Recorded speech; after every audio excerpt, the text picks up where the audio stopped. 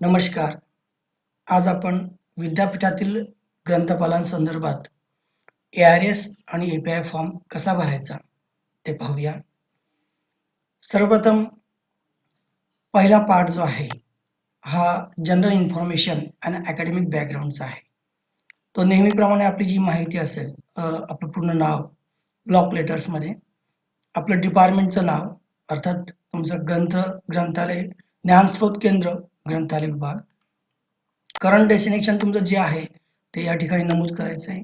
Last promotion आपल्या service पुस्तकामध्ये नमूद असतं आणि त्या सर्व्हिस पुस्तकावरूनच ही एंट्री तुम्हाला करायची आहे. सध्या तुम्ही कुठल्या पदावर कार्यरत आहात आणि ॲप्लिकंट कुठल्या पदासाठी करत आहात ते नमूद करायचं. लास्ट डेट इलिजिबिलिटी जी तुमची आहे, date of eligibility for last promotion, ते नमूद करायचं. तुमचा पूर्ण पत्रव्यवहाराचा पत्ता या ठिकाणी द्यायचा, मोबाईल नंबर आणि टेलिफोन नंबर द्यायचा, वर्किंग ईमेल द्यायचा तुमचा सध्याचा, आणि अशा पद्धतीने ही माहिती तुमची भरायची. त्यानंतर तुमची रिसर्च डिग्री जी आहे ती तुमची कुठली आहे ती नमूद करायची. MPhil, PhD, डिलीट जे काही असेल ते. 10व्या मुद्द्यामध्ये आतापर्यंत तुम्ही ज्या ज्या तुमच्या नियुक्त्या झाल्यात आणि त्या तुम्ही सोडल्या असतील किंवा टिल डेट पर्यंत तुमचं आतापर्यंतची पोझिशन जी आहे ती या ठिकाणी 10व्या मुद्द्यात नमूद करायची आहे. 11वा मुद्दा मित्रांनो, ओरिएंटेशन, रिफ्रेशर आणि रिसर्च मेथॉडॉलॉजी कोर्सेस संदर्भात आहे. UGCच्या नॉर्म्सनुसार आपल्या पदाला जे काही ॲप्लिकेबल असतील compulsory orientation course, refresher course, त्या अनुषंगाने तुम्हाला ही माहिती लिहायची आहे. 12वा मुद्दा या ठिकाणी महत्त्वपूर्ण ठरतो. विद्यापीठ ग्रंथपालांसंदर्भातल्या ज्या 4 स्टेजेस या ठिकाणी नमूद आहेत, पहिली 6 ते 7, दुसरी 7 ते 8, तिसरी 8 ते 9 आणि चौथी 9 ते 10, अशा 4 स्टेजेस ज्या आहेत ते या ठिकाणी आहेत. मग ह्या 4 स्टेजेस कुठल्या आहेत ते पाहूया आपण. पहिली जी आहे ती 6 ते 7 ची स्टेज, प्राथमिक स्टेज, पहिली स्टेज म्हणजे ग्रेड पे 6 मधून 7 मध्ये, स्टेज 1 ते 2 आणि नवीन नियमानुसार अकॅडमिक लेवलची 10 ते 11. तर अशा पद्धतीनं हे पहिली स्टेज आहे. त्याचा क्रायटेरिया काय आहे तो आपण पाहूया.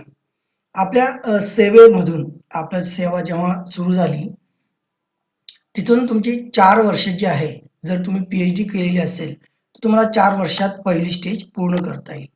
मग आता तुमच्याकडे PhD डिग्री नसेल तर MPhil डिग्री असेल तुमच्याकडे तर तुम्हाला 5 वर्षात ती सेवा पूर्ण करता येईल. आणि जर तुमच्याकडे PhD पण नसणार, MPhil पण नसणार तर तुम्हाला मात्र 6 वर्षानंतर ही पहिली स्टेज आहे ती पूर्ण करता येईल. अशा पद्धतीनं पहिली एलिजिबिलिटी आपण पाहिली की जो प्लेन जी डिग्री आहे ज्याच्यात PhD आणि MPhil नाही त्याला आपल्या सेवेची 6 वर्षानंतर पहिली स्टेज पूर्ण करता येईल. मात्र हेच जर PhD असेल तर 4 वर्ष आणि MPhil असेल तर 5 वर्ष. दुसरा क्रायटेरिया जो आहे तो ओरिएंटेशन आणि रिफ्रेशर कोर्स संदर्भात आहे.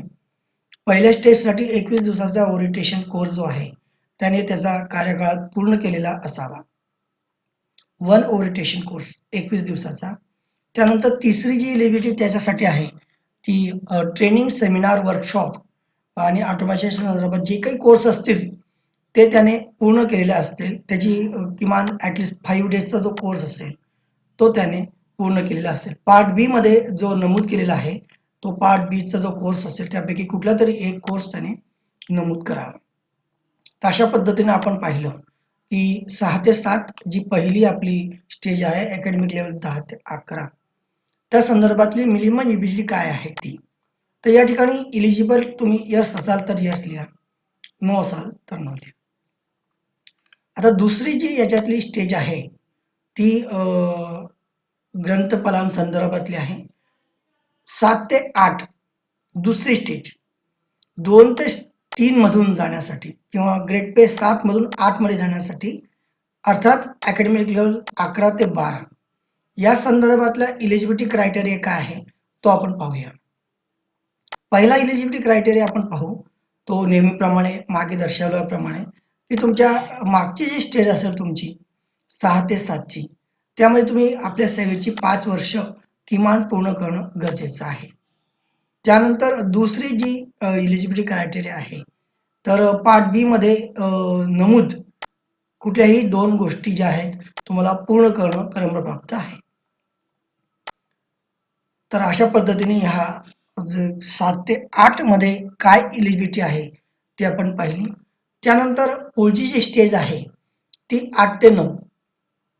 8 ते 9 मध्ये जी मिनिमम एलिजिबिलिटी क्रायटेरिया आहे तो आपण पाहूया.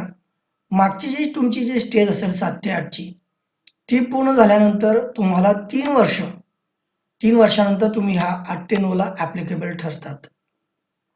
आणि या ठिकाणी जो एलिजिबिलिटी क्रायटेरिया 2 नंबरमध्ये तो सुद्धा तोच आहे की पार्ट बी मध्ये नमूद कुठल्याही एक गोष्टी तुम्हाला पूर्ण करणं क्रमप्राप्त आहे.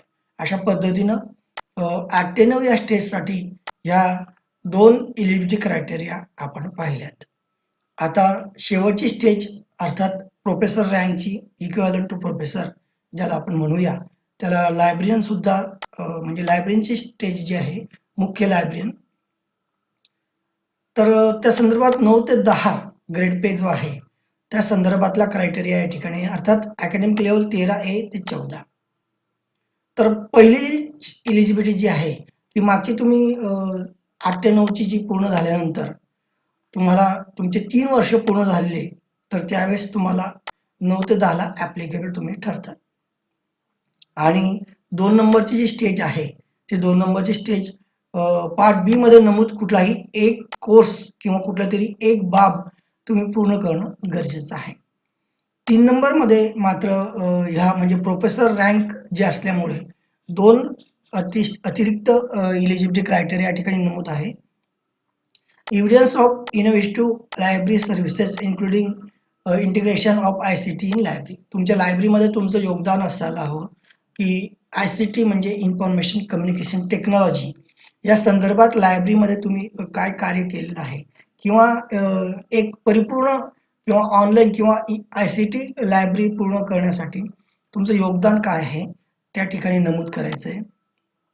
चौथा मुद्दा फार महत्त्वाचा मित्रांनो, PhD डिग्री कंपल्सरी आहे तुमच्या लायब्ररी सायन्स संदर्भातली. तर अशा पद्धतीनं 4 स्टेजेसच्या मिनिमम एलिजिबिलिटी क्रायटेरिया काय आहे तो आपण पाहिला. त्यानंतरच तुमची योग म्हणजे जे APIचं जे गुणगान असेल ते तुमचं होणार आहे. आता पाहूया असेसमेंट क्रायटेरिया काय आहे.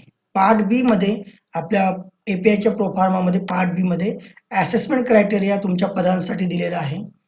तर त्यामध्ये टीचिंग, लर्निंग, इव्हॅल्युएशन आणि रिलेटेड ॲक्टिव्हिटीज नमूद केलेल्या आहे.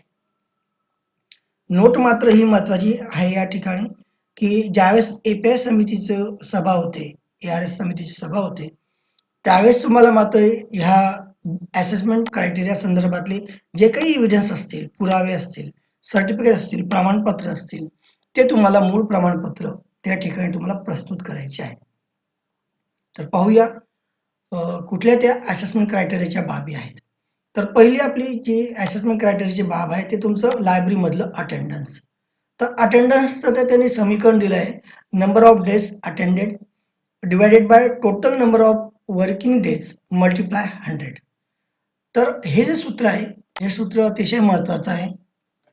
आपले बहुतांशी लायब्ररी तर या ठिकाणी थोडं जमलिंग करतात. तर या ठिकाणी ते 100% उपस्थिती दर्शवतात. अर्थात या ठिकाणी जे समीकरण आहे ते समीकरण महत्त्वाचं आहे.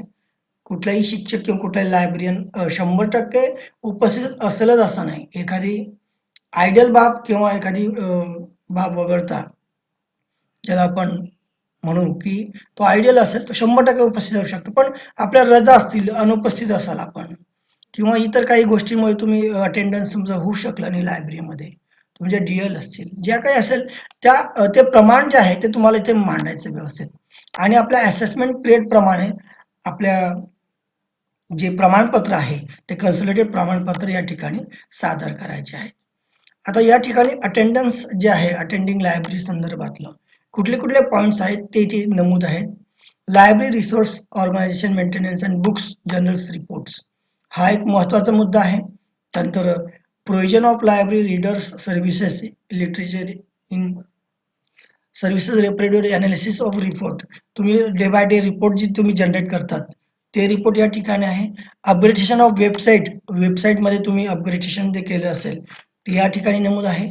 2 नंबरचा मुद्दा जो आहे तो फार महत्त्वाचा आहे की तुम्ही सेमिनार आणि वर्कशॉप लायब्ररी सायन्स संदर्भात जे कंडक्ट केले असतील ते या ठिकाणी तुम्हाला नमूद करायचे आहे.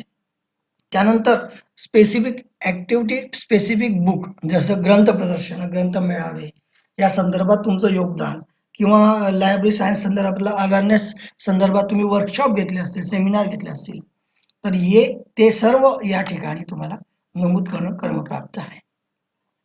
3 नंबरचा मुद्दा हा अतिशय महत्त्वाचा आहे. आपलं ग्रंथालय जे आहे हे संगणकीकरण करणं आणि त्याचा डाटाबेस हा संगणकीकृत करणं या ठिकाणी तुम्हाला मार्क्स दिलेले आहेत.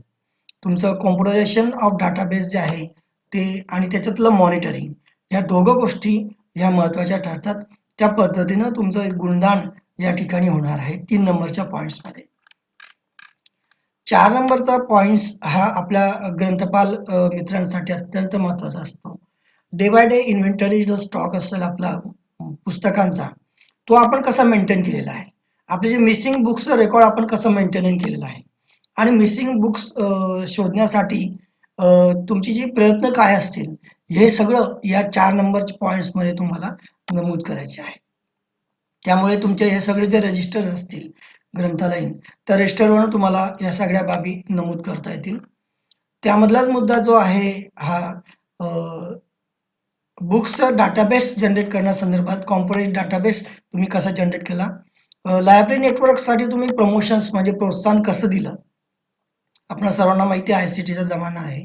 त्यामुळे प्रत्येक संगणक एकमेकांशी जोडल्यानंतर जे जो डाटा असेल, डाटाचं जे प्रवाहन असेल किंवा जे ॲनालिसिस असेल ते मोठ्या प्रमाणावर चांगल्या पद्धतीने होतं. त्यामुळे लायब्ररी नेटवर्कला पण APIच्या मध्ये तुम्हाला मार्क्स दिलेले आहेत. त्यानंतर तुमचे बुक्स अदर सोर्सेस तुम्ही कसे इन्फॉर्मेशन तुमची डिस्मेंटेशन करतात त्या संदर्भात तुम्हाला मार्क आहे. तुम्ही सिस्टीम डेव्हलप केली असेल तुमच्या लायब्ररीमध्ये तर त्याला मार्क्स आहेत. त्यानंतर असिस्टन्स ऑफ कॉलेज संदर्भात तुम्ही इतर ॲडमिनिस्ट्रेटिव्ह वर्कला जर काही मदत केलेली असेल तर ते 4 नंबरच्या मुद्द्यामध्ये आहे. अदर दॅन लायब्ररी वर्क थोडक्यात ॲडमिनिस्ट्रेटिव्ह पॉईंट ऑफ व्ह्यूने तुम्हाला महाविद्यालयाला किंवा डिपार्टमेंट ऑफ युनिव्हर्सिटीला तुम्ही जी काही मदत केली असेल ते 4 नंबरमध्ये मोडलं जातं.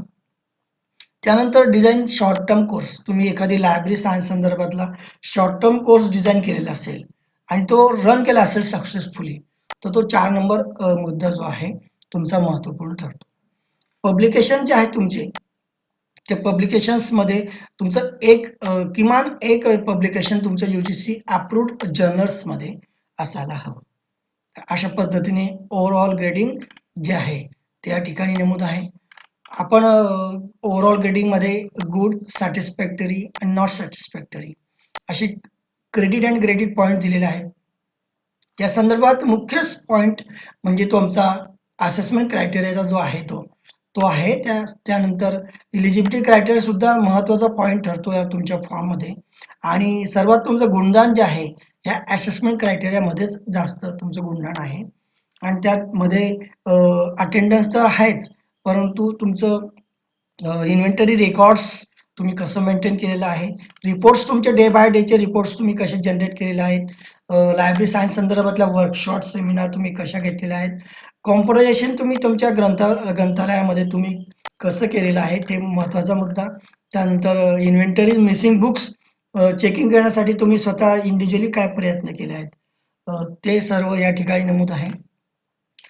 तर अशा पद्धतीनं प्रमोशन लायब्ररी नेटवर्कसाठी म्हणजे संगणकीकृत करण्यासाठी लॅन करण्यासाठी किंवा कॉम्प्युटरायझेशन करण्यासाठी किंवा इंटरनेट कनेक्टिव्हिटी देण्यासाठी तुमचे वैयक्तिक प्रयत्न ग्रंथालयामध्ये काय आहेत त्या संदर्भात तुमचे हे सर्व मार्क्स आहेत. त्यानंतर तुमचा शॉर्ट टर्म कोर्स तुम्ही डिझाईन केला असेल. थोडक्यात म्हणजे इनोव्हेटिव्ह आयडियाज, ICT आणि नेटवर्किंग आणि कॉम्प्युटरायझेशन या सगळ्या न्यू टेक्नॉलॉजीच्या गोष्टी तुम्ही अडॅप्ट करून तुमची ग्रंथालय अद्ययावत करण्यासाठी जे काही प्रयत्न केले असतील ते सर्व तुमच्या ह्या APIच्या गुणांमध्ये कॅल्क्युलेट होणार आहे. अशा पद्धतीनं ग्रंथालयाचं जे आहे लायब्ररी आपली ती आपण कशी सर्वसोयीने सुसज्जित केली असेल त्या संदर्भात तुम्हाला मार्क आहे. तर या ठिकाणी हे प्रेझेंटेशन संपलेलं आहे. या संदर्भात तुम्हाला काही सूचना करायच्या असतील, काही प्रश्न विचारायचे असतील तर आपल्या व्हिडिओच्या कमेंट्स बॉक्समध्ये आपण ते प्रश्न आणि सूचना विचारू शकतात. आपल्या सूचनांचं प्रश्नांचं निश्चित स्वागत आहे. या APIच्या प्रेझेंटेशन संदर्भात जे अपडेशन असतील ते अपडेशन जर आपणास हवे असतील तर निश्चित आपल्या ह्या एज्युकेशनल चॅनलला सबस्क्राईब करावं अशी माझी आपणास विनंती आहे. धन्यवाद.